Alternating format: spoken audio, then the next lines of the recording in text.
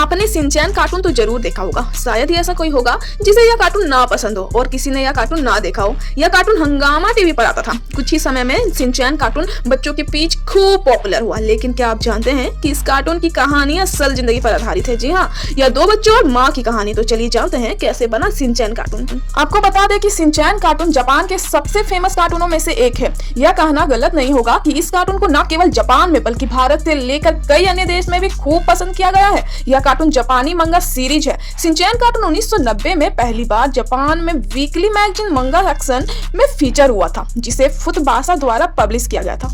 Shinchan का किरदार असल जिंदगी पर आधारित है। बता दें कि असल जिंदगी में शिनचैन की मौत हो चुकी है। यह कहानी जापान की है, जहां एक मिसाई नाम की औरत रहती थी। मिसाई के दो बच्चे थे, एक का नाम शिनचैन और दूसरी का नाम हिमावारी था। अगर आपको ध्यान हो तो इस कार्टून में अक्सर दिखाया जाता था कि शिनचैन की माँ को शॉपिंग करने का बड़ा शौक था।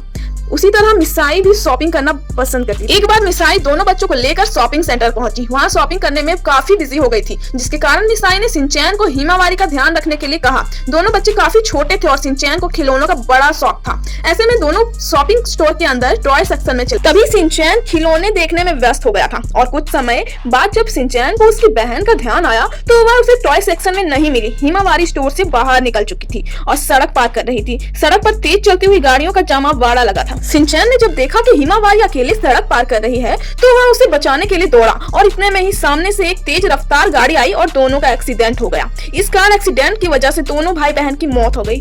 दोनों बच्चों की मौत का उसकी माँ मिसाई पर गहरा प्रभाव पड़ा। वह दिन रात अपने बच्चों को याद करती रहती और रोते रहती थी। अपने बच्चों की याद में मिसाई रोज एक डायरी लिखा करती थी और साथ में बच्चों की अलग अलग पेंटिंग भी बनाया करती थी। कुछ समय बाद जापान के फेमस कार्टून राइटर योशिता ओत्सुई को इस बात का पता चला और उन्होंने इस पर कार्टून बनाने का फैसला लिया। इसी तरह शिनचैन का यह कार्टून बना और दुनिया के सामने आया। वीडियो अच्छा लगा तो लाइक, सब्सक्राइब, कमेंट जरूर करें।